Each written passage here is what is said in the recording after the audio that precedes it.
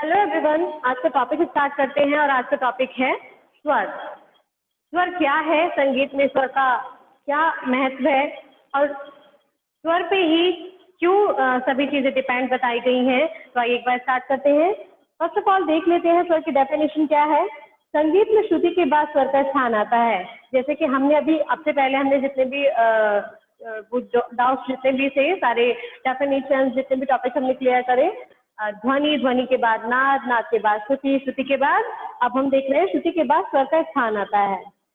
स्वर भी श्रुति की तरह संगीत उपयोगी नाद है। स्वर भी श्रुति की तरह ही संगीत उपयोगी नाद है जो सिर्फ संगीत में यूज होता है, इसलिए मधुर और प्रिय है। स्वर वह नाद है जो संगीत ही जो स्वयं ही सुशोभित होता है तथा यह नाद गूंजदार और स्थिर होता है।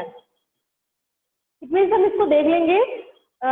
स्वर वह है जिसमें राग को उत्पन्न करने की शक्ति होती है, जिसमें राग को उत्पन्न करने की क्षमता होती है।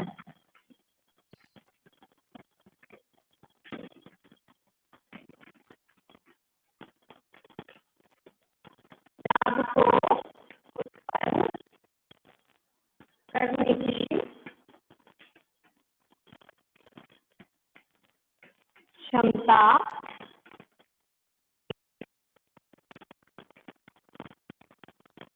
स्वर क्या है? तो स्वर वह है जिसमें राग को उत्पन्न करने की क्षमता होती है, जो नाद स्वयं सुनने में और गाने में अच्छा लगे तथा शोभ्यमान हो। जो नाद सुनने तथा गाने में अच्छा लगे तथा शोभ्यमान हो, वही स्वर कहलाता है। स्वर क्या है? जिसमें राग को उत्पन्न करने की क्षमता होती है। अभी हम एक के बाद एक टॉपिक स्टार्ट कर रहे हैं, तो एक बार जो श्रुति और स्वर को हम इनका दोनों का अंतर देख लेते हैं, इन दोनों में कंपैरिजन देख लेते हैं। ठीक है, तो जरा ध्यान से देखेंगे। मैं आप सब लोगों के सामने से दोहरा रही हूँ। स्वर संगीत उपयोगी नाद होते हुए भी अपने में स्थिर, सरल तथा गूंजदार है। स्वर संगीत उपयोगी नाद होते हुए भी अपने में स्थिर, सरल तथा गूंजदार है। श्रुति संगीत उपयोगी नाद है किंतु स्वर की अपेक्षा बहुत ही सूक्ष्म है। श्रुति संगीत उपयोगी नाद तो है, लेकिन स्वर की अपेक्षा बहुत ही सूक्ष्म है। चलिए, 22 श्रुतियों में अधिक दूरी पर छांटे गए मुख्य 7 श्रुतियों को 7 स्वर कहा गया है। 22 श्रुतियों में से 7 स्वरों को छांटे गए मुख्य 22 श्रुतियों में से 7 श्रुतियों को छांटे गए मुख्य 7 स्वरों को 7 श्रुतियों को 7 स्वरों का नाम दिया गया है, इसलिए स्वरों की संख्या 7 है। ठीक है, स्वर हमारे केवल 7 है, लेकिन श्रुतियां वहीं अगर ली जाए तो श्रुतियां हमारी 22 है। चलिए, ये हमारा टॉपिक क्लियर हुआ। उसी में हम श्रुति को देख लेते हैं। एक सप्तक में असंख्य नादों में से कुछ कुछ दूरी के 22 नादों को श्रुतियां कहा गया है। एक सप्तक में असंख्य नादों में से कुछ कुछ दूरी के 22 नादों को श्रुतियां कहा गया है, इसलिए श्रुतियों की संख्या 22 है। आप सब लोगों को पता होगा, लास्ट टाइम मैंने एक डायग्राम आप लोगों को बनवाया था, जिसमें एक नाद और श्रुति और स्वर से रिलेटेड। शायद अगर नहीं स्वर और श्रुति का नहीं हो पाया तो हम एक बार आज फिर से देख लेंगे। लेकिन नाद वाला मैंने डायग्राम बनवाया था, उसमें हमारी 22 श्रुतियां हैं, लेकिन उसमें जो असंख्य नाद ऐड हो रहे हैं, क्योंकि हमारे जो प्राचीन विद्वान थे उन्होंने नाद की कोई एग्जैक्ट काउंटिंग नहीं बताई, लेकिन श्रुतियों की जो काउंटिंग उन्होंने बताई है वो 22 ही बताई है। तो श्रुतियां हमारी 22 होती है और नाद असंख्य होते हैं। चलिए, इसके आगे का एक बार और पढ़ लेते हैं। स्वर सभी के द्वारा आसानी से गाया बजाया जा सकता है, इसलिए संगीत का पहला पाठ स्वर से पढ़ाया जाता है। बहुत ध्यान से सुनेंगे। स्वर सभी के द्वारा आसानी से गाया बजाया जा सकता है, इसलिए संगीत का पहला पाठ स्वरों से पढ़ाया जाता है। ठीक है, जैसे कि हम अलंकार करते हैं। फर्स्ट ऑफ ऑल जब हम प्रैक्टिकली वर्क सीखते हैं तो हम उसमें अलंकार ही करते हैं। ठीक है, श्रुतियां स्वरों की अपेक्षा महीन नाद है। श्रुतियां स्वरों की अपेक्षा एक महीन, इतनी सूक्ष्म नाद है जिन्हें विद्वान संगीतज्ञ ही समझ सकते हैं। जिन्हें सालों का रियाज हो, सालों की पहचान हो, वही समझ सकते हैं। श्रुतियों का प्रयोग संगीत की उच्च शिक्षा में होता है। जो श्रुतियों का प्रयोग होता है, श्रुतियों का प्रयोग संगीत की उच्च शिक्षा में ही होता है। तो एक बार हमने भी इसकी डेफिनेशन पढ़ी। एक सप्तक में 22 श्रुतियों में से दूर दूर पर छांटे गए संगीत उपयोगी वे 7 नाद जिन्हें आसानी से गाया बजाया जा सके। तो एक बार श्रुति और स्वर का हम एक बार चैप्टर देख लेते हैं, डायग्राम देख लेते हैं।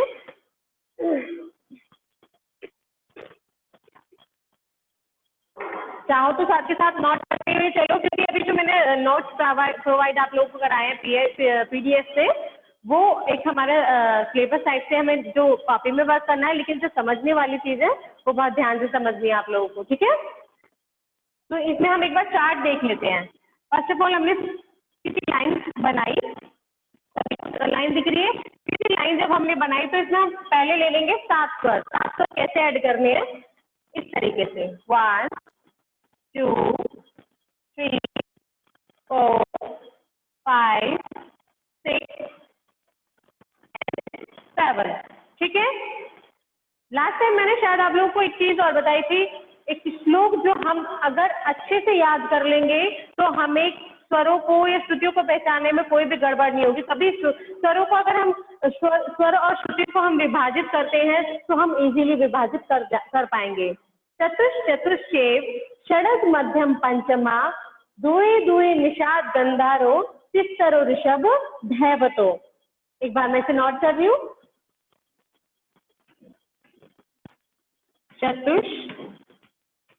चतुश्चेव षडज मध्यम पंचमा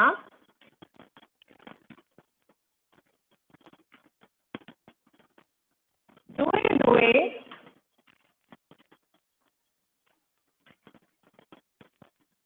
निषाद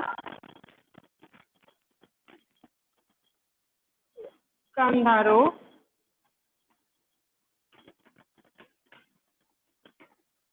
स्त्री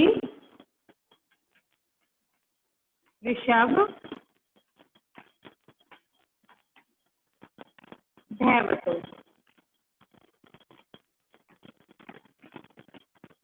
बहुत ध्यान से देखेंगे। चतुश्चेव षडज मध्यम पंचमा दुए दुए निषाद गंधारो तिस्त्र ऋषभ धैवतो, ठीक है। इसका मतलब क्या है, चतुश्चेव इसमें 4 श्रुतियां सा मा और पा की है। 4 श्रुतियां सा मा पा की है। दुए दुए निषाद गंधारो 2 श्रुतियां हमारी नी और गा की है। ये हमारे संस्कृत में नाम है, अभी आपको नोट करवा दूंगी। तो ये संस्कृत में नाम ऐड कराए गए हैं, दुए दुए निषाद गंधारो और तिस्त्र ऋषभ धैवतो।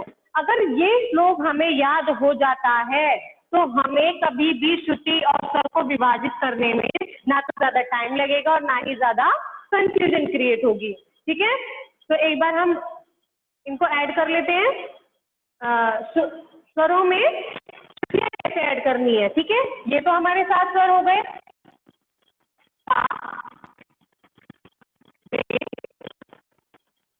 गा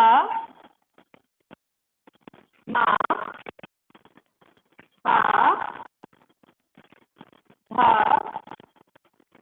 और नी, ठीक है। ये हमारे 7 स्वर हो गए। अब 7 स्वरों को हमें विभाजित करना है, तो हमारे जो 7 स्वर है उसकी श्रुतियां कितनी है, 4। 7 की श्रुतियां 4।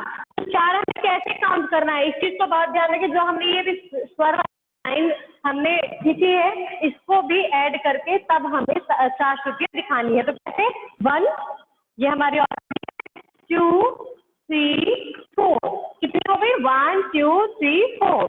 अब यहीं पे हम ऋषभ की जो करेंगे, तो ऋषभ की कितनी श्रुतियां हैं, तिस्त्र और ऋषभ धैवतो। इतनी 3 श्रुतियां हमारी ऋषभ की आएंगे, तो हम इसको काउंट करके चलेंगे 1 2 3। गा की कितनी है, दुए दुए निषाद गंधरो। तो गा की हमारी 2 श्रुतियां हैं, 1 and 2, ठीक है। अब हमारी माँ और पा वही सेम आएगा, चतुश्चेव षडज मध्यम पंचमा। तो षडज को सा के तो हमने श्रुतियां ऑलरेडी ले जा चुके हैं। अब माँ और पा के हमें 4 ले जाने, तो इसी लाइन को ऐड करते हुए 1 2 3 4। फिर पा के भी वही करना है, सेम रूल है, 1 2 3 4। अब धा की कितनी श्रुतियां हैं, तिस्त्र और ऋषभ धैवतो, ठीक है। धा की कितनी श्रुतियां हैं हमारी, कितनी श्रुतियां हैं? 2। ये हमारी कितनी श्रुतियां हो गई? 22 श्रुतियां और 7 स्वर। लेकिन फिर भी हमारे मन में अगर कोई डाउट है तो हम एक बार फिर से उसको चेक कर लेते हैं, कहीं श्रुतियां ज्यादा या कम तो नहीं हो गई है, या हम भूल तो नहीं गए हैं। फर्स्ट ऑफ ऑल अगर हमें श्लोक याद कर लेंगे तो कोई गड़बड़ होनी ही नहीं है, लेकिन फिर भी हम एक बार ट्राई करके देख लेते हैं, कोई गड़बड़ तो नहीं हुई है। 1 2 3 4 5 6 7 8 9 10 11 12 13 14 15 16 17 18 19 20 20 21 22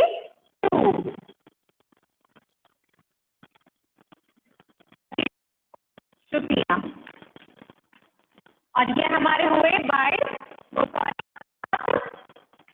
स्वर। सभी को समझ में आया? ये हमारे 7 स्वर हुए, ये हमारी 22 श्रुतियां हुई।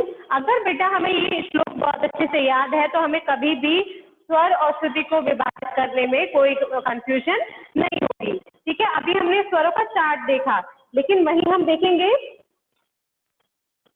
स्वर और श्रुति की तुलना भी हम लोगों ने देख ली है। एक बार पढ़ करके स्वर क्या है और श्रुति क्या है। ठीक है, जिसमें राग को उत्पन्न करने की क्षमता हो वो स्वर कहलाता है, और श्रुति स्वर की अपेक्षा बहुत ही सूक्ष्म नाद है। सभी को क्लियर हुआ? चलिए अब हम देखते हैं। इसके बाद हमारा क्वेश्चन आता है, स्वर कितने प्रकार के होते हैं? स्वर कितने प्रकार के होते हैं? तो एक बार हम इसे और देख लेते हैं। फर्स्ट ऑफ ऑल पहले हम इसकी डेफिनेशन देखें। स्वर 2 प्रकार के होते हैं, शुद्ध अथवा विकृत। स्वर 2 प्रकार के होते हैं, शुद्ध अथवा विकृत। जो शुद्ध स्वर होते हैं वो बिल्कुल सीधे ही होते हैं, बिल्कुल। एक बार हम देख लेते हैं इसको। शुद्ध स्वर,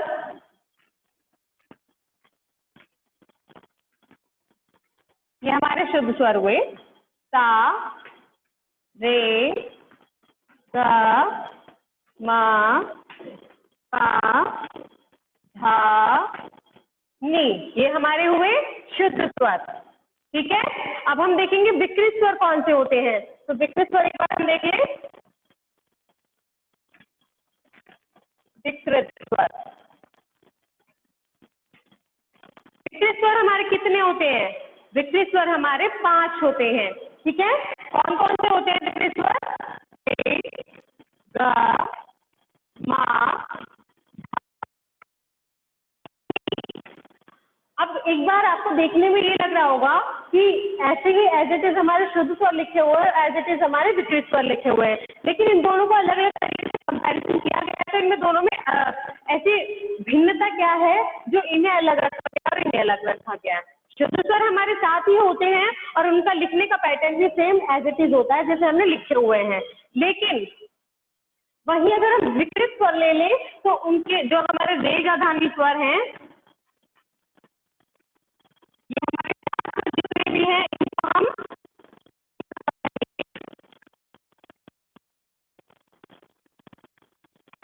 कोमल स्वर, और वही हम माँ को लेंगे तो माँ तीव्र हो जाएगा।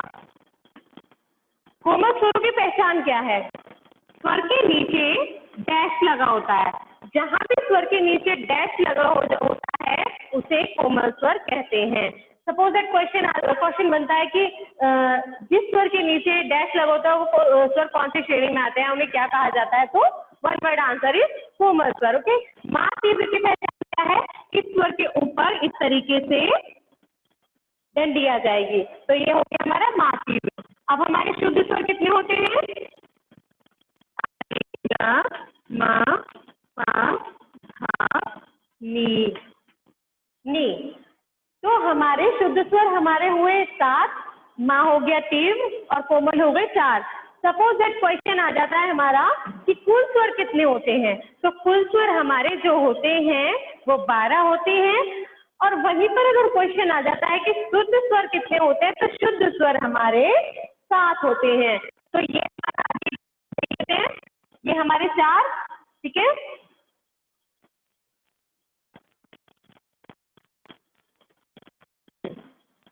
चार हो गए, फिर 1 हो गया, उसके बाद ये 7 हो गए, तो 4 + 5 + 7 हमारे कितने हुए? 12। 4 + 1 + 7 = 12 हो गए हमारे। ठीक है, ये सभी को समझ में आ गया होगा। अब इसको हम देख लेते हैं, इसका हमें डायग्राम कैसे बनाना है। डायग्राम से बहुत हेल्प मिल जाएगी और ज्यादा टाइम भी वेस्ट नहीं होगा और एक्सप्लेन भी कर पाओगे। ओके,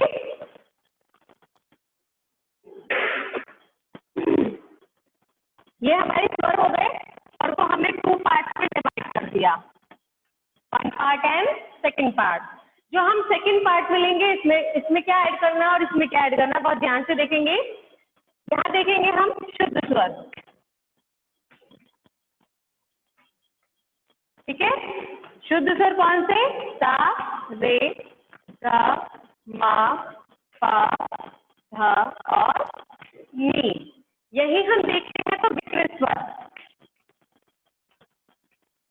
विकृत स्वर को हमें 2 पार्ट्स में डिवाइड करना है, क्योंकि विकृत स्वर जो हमारे हैं वो 2 तरह के हैं, कोमल स्वर है और तीव्र स्वर है। तो विकृत पार्ट में डिवाइड करते हैं। यहाँ पे हम लेंगे रे, गा, धा, नी। रे, गा, धा, नी कोमल, और यहाँ पे हम लेंगे तीव्र स्वर। तीव्र की क्या पहचान? मैम आपकी आवाज कट रही है। आवाज कट रही है? अब ठीक है, अब ठीक है। ओके, अब ठीक है।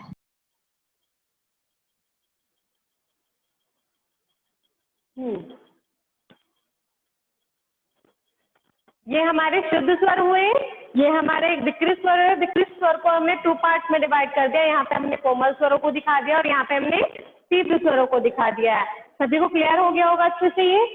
अभी हम इसके बाद कुल स्वर हमारे कितने होते हैं? 12। कुल स्वर 12 और शुद्ध स्वर हमारे होते हैं 7।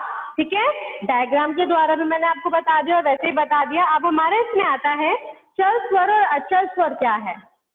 हम देखेंगे चल स्वर और अचल स्वर क्या है। तो चल स्वर और अचल स्वर को समझ लेते हैं। चल स्वर की श्रेणी में कौन से स्वर आते हैं? तो मैं इसकी एक बार आपको डेफिनेशन बता देती हूँ। चल स्वर क्या है? जो स्वर अपने निश्चित स्थान को छोड़कर ऊपर या नीचे की ओर गाए बजाए जाते हैं वे चल स्वर कहलाते हैं। जो स्वर अपने निश्चित स्थान को छोड़कर कुछ ऊपर और या फिर कुछ नीचे की ओर गाए बजाए जाते हैं उन्हें चल स्वर कहा जाता है। और चल स्वर की श्रेणी में हमारे ये 5 स्वर आते हैं। 5 स्वर रे, गा, धा, नी और माती। जब हम अभी आप लोग प्रैक्टिकल उसमें नहीं है, लेकिन जब आप लोग गाएंगे तो आप खुद से फील करेंगे। जब हम 7 शुद्ध स्वरों को गाते हैं तो शुद्ध स्वरों को गाते समय हम इक्वल हमारी पिच चलती रहती है। जहाँ पे हमें हाई होना है, जहाँ पे हमें स्लो करना है या कुछ भी करना है, हमारी पिच डाउन करनी है या अप करनी है। जब हम कोमल स्वर और तीव्र स्वर को गाते हैं तो शुद्ध स्वरों से बिल्कुल एकदम हम सॉफ्टनेस की तरह हमें लेना होता है। तो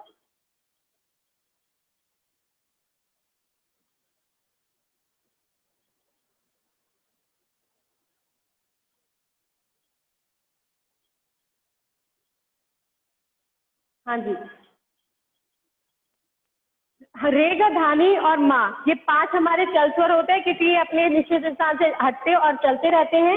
लेकिन वहीं पर अगर हमें देखा जाए तो हमारे जो 7 शुद्ध स्वर है सा, रे, गा, मा, पा, धा, नी, वो कभी भी अपने स्थान से, एक मिनट अभी ध्यान से सुनेंगे, जो अपने स्थान से हम अपने स्थान से नहीं हटते वो कौन से हैं?